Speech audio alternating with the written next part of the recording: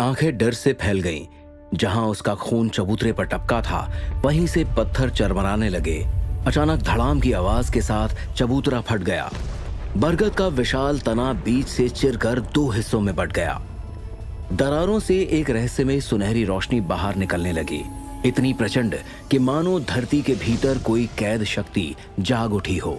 उस रोशनी के बीच से एक पुरानी किताब आकर सार्थक के नजरों के सामने थम गई। उसके ऊपर चमकते अक्षरों में लिखा था, नाग ग्रंथ। अचानक किताब के भीतर से एक विशाल नाग निकल आया। फन ऊंचा उठाए वो सार्थक के सामने खड़ा हो गया। सार्थक की सांसें थम सी गई, लेकिन तभी वो नाग रूप बदलने लगा। उसका फन धीरे धीरे एक सुंदर स्त्री का चेहरा लेने लगा।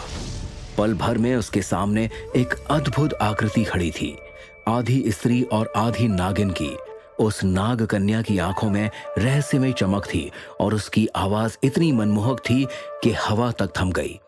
उसने सार्थक को देखते हुए कहा, डरो मत सार्थक, मैं नागेश्वरी हूं, नाग ग्रंथ की रक्षिका।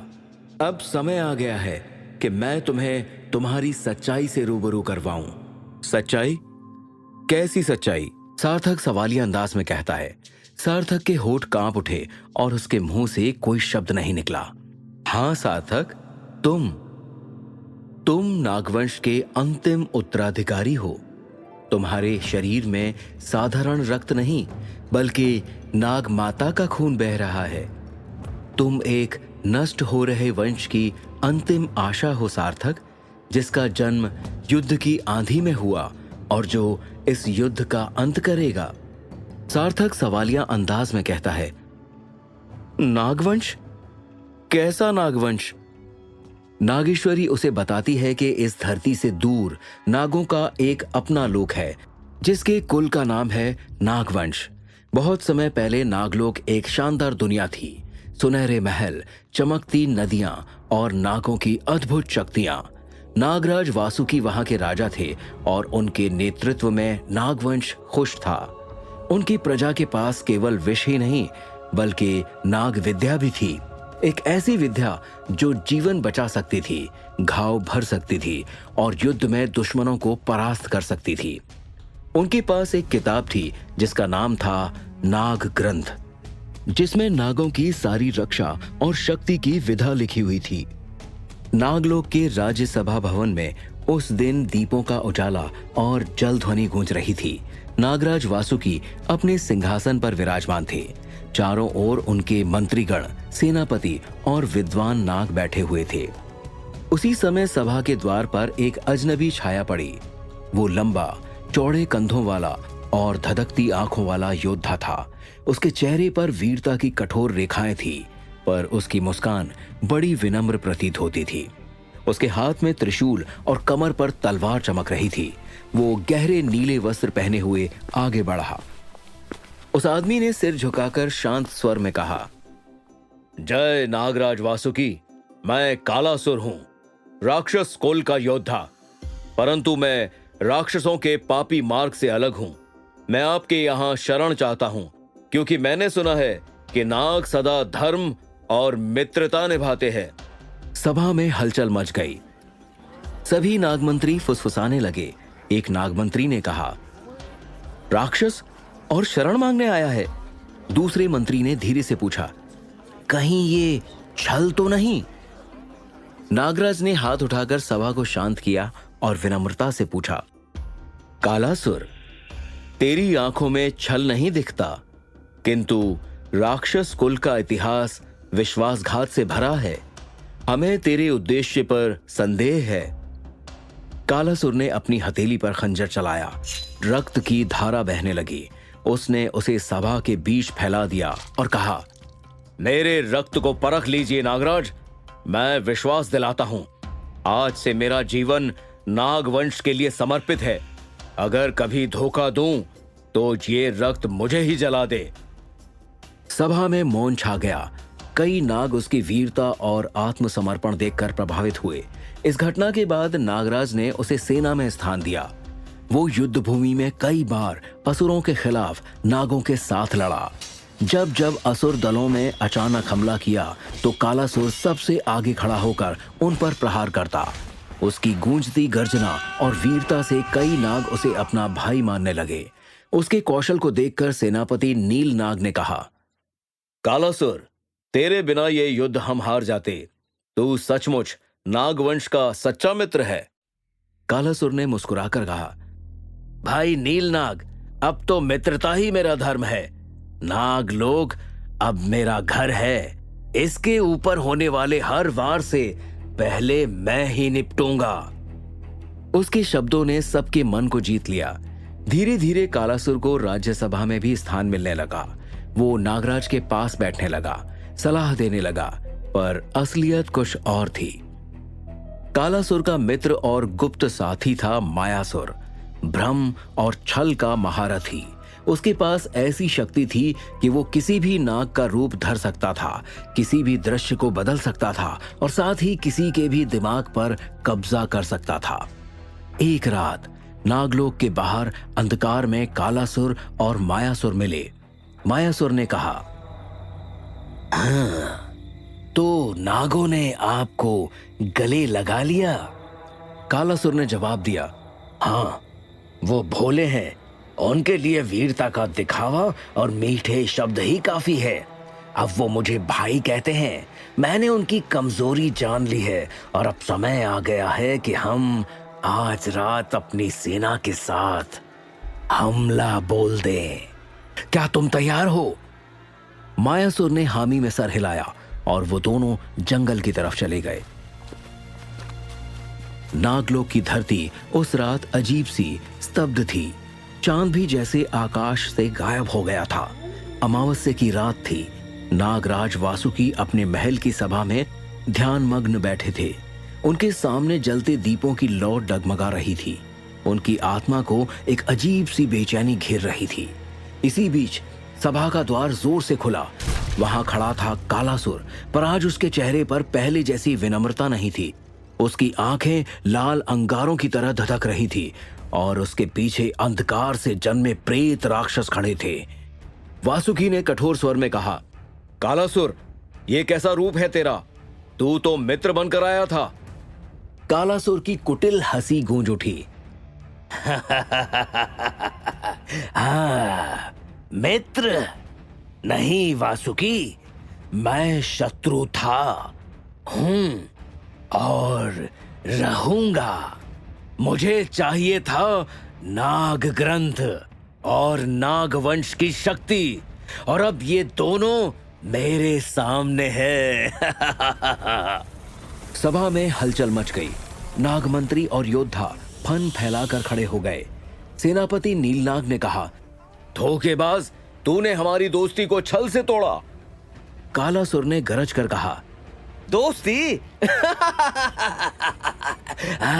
दोस्ती नहीं, मूर्खता। अब देखो मेरी असली शक्ति। उसने दोनों हाथ उठाए। आकाश फट पड़ा। गर्जन हुआ। धरती कांप उठी। अंधकार से एक विशाल राक्षस सेना प्रकट हुई, जिनके कंकालों जैसे देह और लहू से सनी आंखें थी और उनके हाथों में काले अस्त्र थे। और उसी क्षण आकाश में प्रकट हुआ मायासुर। उसका रूप धुंधला था, पर उसकी आंखों में छल का समुद्र था। वासुकी सिंहासन से उठे। उन्होंने अपना विशाल फन फैलाया और गूंजती आवाज में कहा, कालासुर, ये विश्वासघात है। आज धर्म के लिए और सत्य के लिए युद्ध होगा। उन्होंने शंख बजाया। नागलोक की गुफाएं गूंज उठी। नाग योद्धा बिजली की गति से रणभूमि की ओर दौड़े। उनके फन से प्रकाश की लहरें उठी। मंत्र गूंजे। तांत्रिक आभाएं प्रकट हुई। इसी बीच सेनापति ने मंत्रों से नाग ग्रंथ को धरती लोक पर रह रही त्रिलोक्या, जो कि सार्थक की मां है, उसके पास भेज दिया ताकि नाग ग्रंथ सुरक्षित रहे। इधर युद्ध भूमि में सब कुछ कांप रहा था। आसमान रक्तमय हो उठा था। नागों और राक्षसों की टक्कर से बिजली और अंधकार आपस में भिड़ने लगे। रणभूमि के बीच वासुकी और कालासुर आमने सामने खड़े थे। इसी बीच मायासुर ने माया रच दी। नागों को दिखाई देने लगा कि उनके अपने ही साथी उन्हें धोखा दे रहे हैं। एक नाग सैनिक भ्रम में कहता है, अरे सेनापति नीलनाग ही हमें मार रहे हैं। दूसरा सैनिक कहता है, वज्रनाग ने राक्षसों से हाथ मिला लिया है। वो सभी आपस में ही भिड़ गए। नाग सेना बिखरने लगी। वासुकी ने गरजते हुए कहा, कालासुर, तूने मित्रता का अपमान किया है। आज मैं तेरे विश्वासघात की तुझे सजा दूंगा। कालासुर ने अहंकार में कहा, सजा?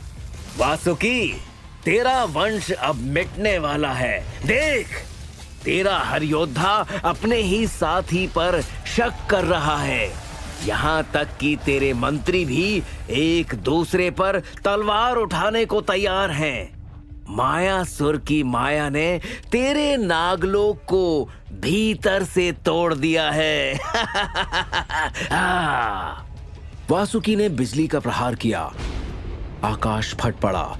नीली ज्वाला कालासुर की ओर बढ़ी। कालासुर ने हाथ फैलाकर अंधकार की दीवार खड़ी की। बिजली उसमें समा गई। कालासुर ने गरज कर पूछा, तुम्हें क्या लगता है तुम मुझे हरा पाओगे वासुकी? उसने काले ज्वालाओं का गोला फेंका और धरती फट गई। नाग योद्धा चीखने लगे। वासुकी ने अपना पूरा बल लगाया। उसका फन आकाश तक फैल गया। उन्होंने दिव्य मंत्रों का उच्चारण किया। आकाश से बिजली की हजारों धाराएं गिरी। कई राक्षस राख हो गए। कालासुर ने भी अपनी पूरी शक्ति लगाई। उसकी आंखों से अंधकार की किरणें निकली।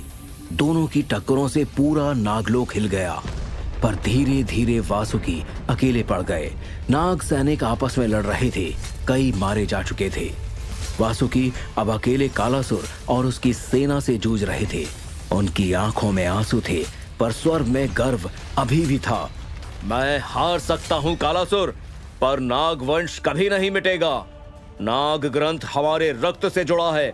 जब तक एक नाग भी जीवित है, ये वंश जीवित रहेगा। देख लेना, तुम्हें खत्म करने नागवंश का योद्धा आएगा। उन्होंने बिजली की अंतिम ज्वाला छोड़ी, पर उससे कालासुर पर कोई असर न पड़ा। परंतु कालासुर के जादुई हमले के बाद वासुकी गिर पड़े। उनका फन जमीन पर फैला और उनकी आंखें धीरे धीरे बंद हो गई। रणभूमि मौन हो गई। नागलोक का स्वर्णिम युग उस रात समाप्त हो गया। कालासुर ने आकाश की ओर हाथ उठाए और जोश से बोला, नागराज मर चुका है। नागलोक अब मेरा है। नाग ग्रंथ अब मेरे अधीन होगा। नागेश्वरी ने सार्थक को उस त्रासदी की पूरी कहानी सुना दी। उसकी आंखें गीली हो चुकी थी। एक बदला उसके मन में भी पल रहा था, लेकिन सार्थक को तो जैसे उसकी बातों पर यकीन ही नहीं था। तभी सार्थक कह पड़ता है, तुम ये सब मुझे क्यों बता रही हो? ये राक्षस, ये युद्ध, ये सब कोई पुरानी कथा लगती है। इसका मुझसे क्या लेना देना? नागेश्वरी कहती है, क्योंकि सार्थक, वो त्रिलोक्य जिसके पास सेनापति ने नाग ग्रंथ भेजा था, वो कोई और नहीं, तुम्हारी मां थी। सार्थक मौन हो गया।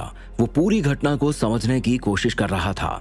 नागेश्वरी आगे कहती हैं, जिस इंसान ने तुम्हारे माँ बाप को मारा और इस गांव का ये हाल किया, वो कोई और नहीं, मायासुर ही था, जिसे कालासुर ने भेजा था। मैं इस ग्रंथ को कई सालों से धरती के नीचे छिपाए बैठी थी, ताकि मायासुर और कालासुर के हाथों में ये ग्रंथ कभी न जाए। अगर ये ग्रंथ उनके हाथ में लग गया तो सब तबाह हो जाएगा। वो इस सृष्टि का विनाश कर देंगे।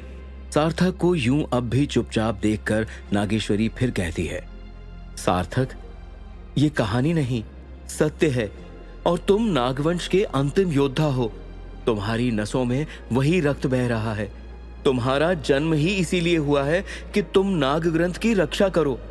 मायासुर इस धरती पर अभी भी नाग ग्रंथ का इंतजार कर रहा है और तपस्या करके खुद को और शक्तिशाली कर रहा है। तुम्हें ही नाग ग्रंथ की रक्षा करनी पड़ेगी सार्थक। माता पिता के जाने के बाद सार्थक के मन में अनेक सवाल घूमते रहते थे। जाते जाते उसकी मां ने उस ग्रंथ का जिक्र किया था, एक ऐसा ग्रंथ जो उसकी पहचान और उसके भाग्य से जुड़ा था। लेकिन बचपन से अब तक उसने ना तो वैसा कोई ग्रंथ देखा था और ना ही ये समझ पाया था कि उसे कहाँ ढूंढे, किससे पूछे। कई बार तो उसे लगता था शायद वैसा कोई ग्रंथ था ही नहीं। हो सकता है माँ की कोई अधूरी कहानी रही हो या फिर बस एक सपना। लेकिन आज जैसे बीते हुए अध्याय के सारे पन्ने उसके सामने पलट चुके थे। सार्थक भय और विस्मय से नागग्रंथ को निहार ही रहा था कि अचानक उसकी मां की आवाज कानों में गूंजने लगी। सार्थक, नागग्रंथ की रक्षा करना, वो तुम्हारी रक्षा करेगा। मुझे वचन दो बेटा, वचन दो। कंपकपाते हाथों से सार्थक ने नागग्रंथ को उठाया। उसका स्पर्श ठंडा और रहस्यमय था। उसने धीरे से पहला पन्ना खोला। सामने लिखा था, नाग ग्रंथ खुलेगा उसी के लिए जिसकी रगों में नागवंश का रक्त बहे। लहू ही इसकी चाबी है, बाकी सबके लिए ये शून्य। सार्थक ने नाग ग्रंथ को कसकर अपनी हथेली में थामते हुए आंखें चमकाते हुए कहा, अब चाहे कोई भी राक्षस आ जाए, मैं मरते दम तक इस ग्रंथ की रक्षा करूंगा। नागवंशी खून को मिटने नहीं दूंगा। उसके शब्द हवा में गूंज रहे थे। उसकी आवाज में गुस्सा, दृढ़ता और जिम्मेदारी की शक्ति झलक रही थी। तभी जैसे कहीं अंधेरे से उठती हुई धुंध से एक धीमी रहस्यमयी आवाज गूंजी, आखिरकार तुम मिल गई। आखिर किसकी थी यह आवाज? क्या नागग्रंथ के वापस आने से राक्षस वापस लौट आए? आगे और कौन सी दिक्कतें सार्थक का इंतजार कर रही हैं, ये जानने के लिए सुनिए नागवंशी के अगले एपिसोड को सिर्फ